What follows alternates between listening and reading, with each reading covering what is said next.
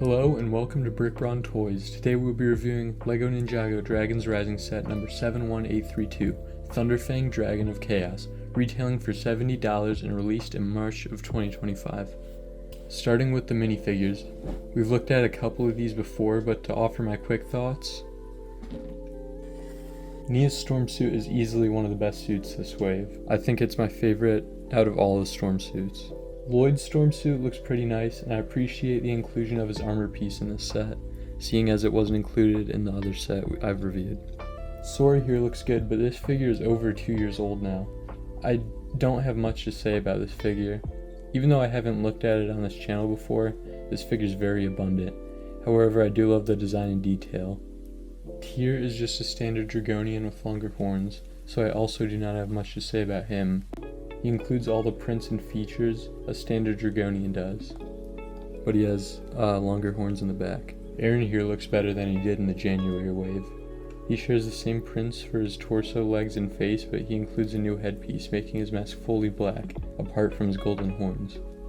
This looks amazing and is a cool new edgy look for Aaron. Finally, Noct is here and he looks great.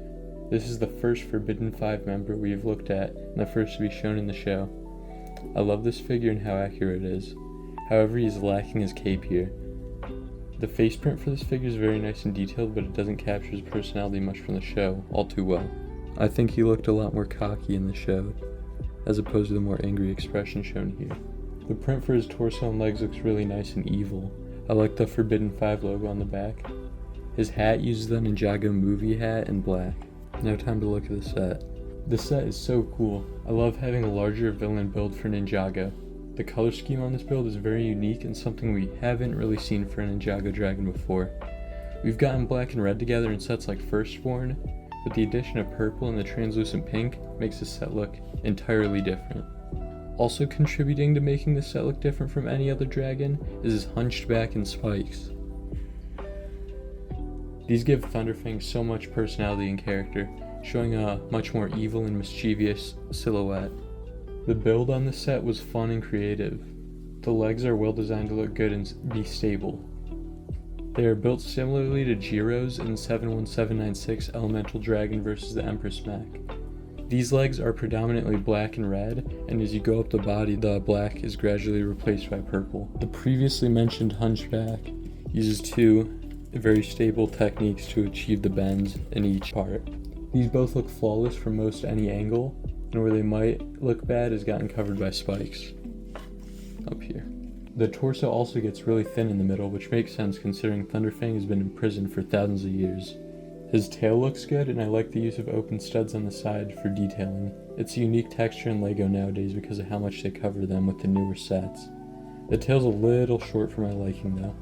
I think it looks a little ridiculous, but I like the piece at the end. I think the usage here is much better utilized than it was on Ross and Aaron's Super Stormjet and Kai's Mech Storm Rider. The arms on this set look very cool. I like how there's so many spikes here at the top and then on the forearms. The ones at the top don't necessarily limit articulation at all, but I do suggest you be aware of them when posing Thunderfang. The arm's bulkiness near the top especially definitely helped this dragon look more intimidating, despite how thin his waist is. The hands here are pretty standard, but it's worth mentioning these chains on either side because this one connects to his collar and this one connects to the play feature. Speaking of that, the collar around his neck is well built. I love the gem piece used up here. It matches the prismatic blades well. The gold used on this also makes it stand out since this is a rare scenario where a Ninjago dragon doesn't use an abundant amount of gold. You can take this collar off, but I think the build is pretty lacking without it. The build for the head is pretty standard, just using two of the normal dragon head pieces. We've seen these many times before, but that's not an issue because they look good. The print on the side of his face is very detailed. I like his purple brows and his 6 total pink eyes. I don't think we've seen another dragon with this many eyes on one head, so that's another thing that makes Thunderfang especially unique. Finally, coming to his wings, these look incredible and super accurate to the show. They have a stud shooter on the bottom, which allows them to shoot 3 studs. You can move these wings around a lot because they're placed on a ball joint here. so you can get him in any position you really want. The graphics are amazing on this with a big swirl in the middle. While looking here, it's also worth mentioning you can place minifigures on his back if you wanted to. The articulation on the set is also quite nice. His feet can rock side to side. He has a double ratchet joint at the hips, allowing them to move up about that far and go forward and back. His tail has 3 ball joints, so you can get in most any position you like. His arms are on ball joints, and so are his hands. And then each of his fingers are on a hinge, so you can make him grab stuff. His wings, as previously mentioned, are also on ball joints. And he has a ball joint at the head. And his jaw has 2 hinges.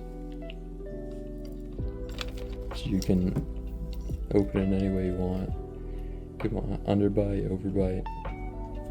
His toes also have hinges. Now to look at the side build. The side build is pretty small but pretty fun. I enjoy how the parts here are misaligned to make it look more old and run down. The play feature here is quite fun.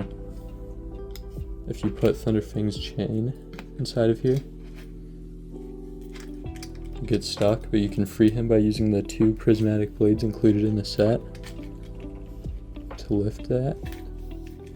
And you can just pull the chain out.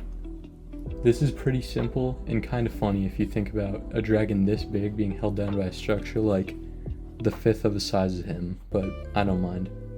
Overall, I think this set is pretty incredible, presenting cool minifigures, good value, and an outstanding build. I would definitely recommend picking this one up. This set gets a 4 out of 5 stars. That's all for the review. Thanks for tuning in. If you liked it, like and subscribe, and if you didn't, tell me what I can change in the comments below. As always, subscribe to my editor, Cobblestone. Later.